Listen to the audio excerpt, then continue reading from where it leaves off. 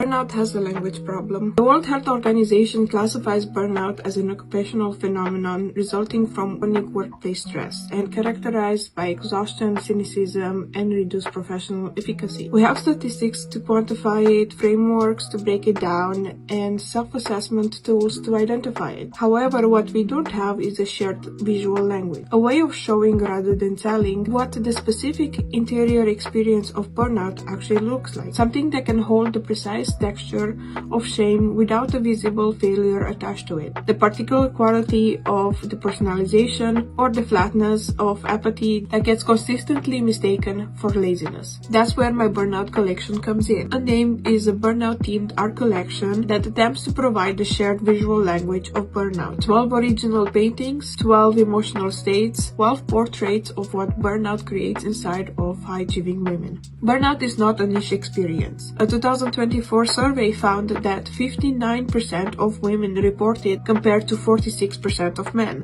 and that gap is getting wider. More than 50% of women in leadership positions report feeling burnt out. A 2025 mental health report found that 68% of women in the UK report feeling burnt out and 45% saying they are emotionally exhausted on a daily basis. These are not small numbers. They point to a systemic pattern in which women in high-demand professional roles carry sustained depletion while continuing to perform at high levels, often without a language to describe what is costing them. That language gap is what this collection aims to solve.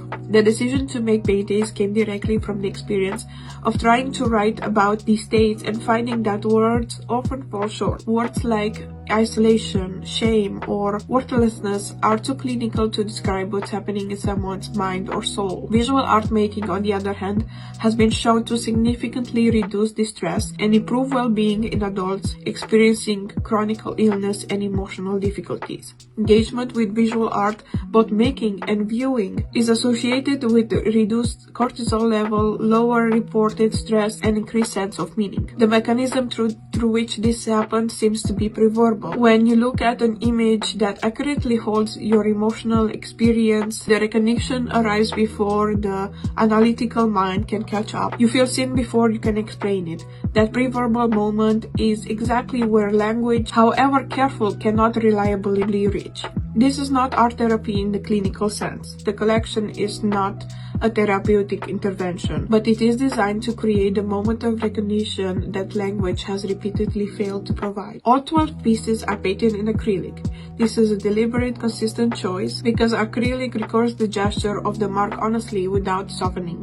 It dries fast, so decisions are final and revisions remain visible on the surface as evidence of the process. The paintings are portraits of how each emotional state feels in the body, and they use symbolism to convey how each of these emotions affects the women carrying them. Here are the 12 emotional states. Shame is being haunted by the people who used to make you feel deficient, and that follows you in every new beginning, in everything you try to do.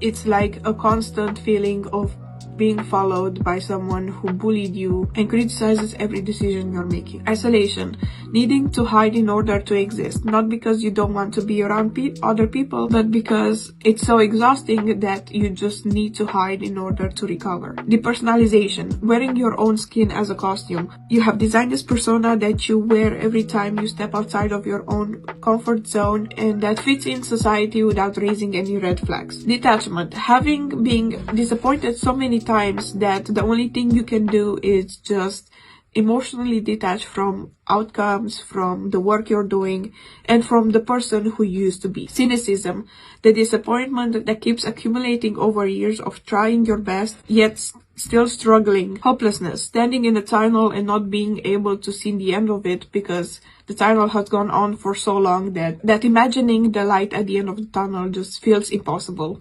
Helplessness, the learned helplessness that comes after trying and not being able to see any satisfying conclusion to your effort. Apathy, watching your own life go by from the outside of your body. Irritability, being pushed to the edge by everything around you, even the things that shouldn't matter. Physical depletion, having walked through life for so long until you reach a point where giving up physically feels like the only option. Worthlessness. Having poured yourself into society or into relationships to the point that there's nothing left for you to give. And the last one is inescapability, a feeling that you're drowning in your own life, and whenever you're trying to reach out for help, you are just met with even more resistance. These 12 states do not occur in isolation. They accumulate, they compound, and they interact. The woman carrying inescapability usually struggles with worthlessness. The apathetic woman is usually simultaneously exhausted and physically depleted. And the woman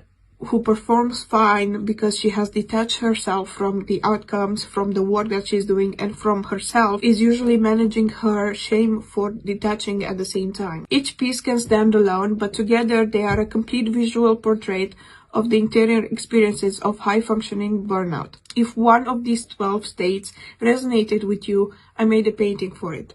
The collection is called Unnamed, and it comes out on the 30th of June.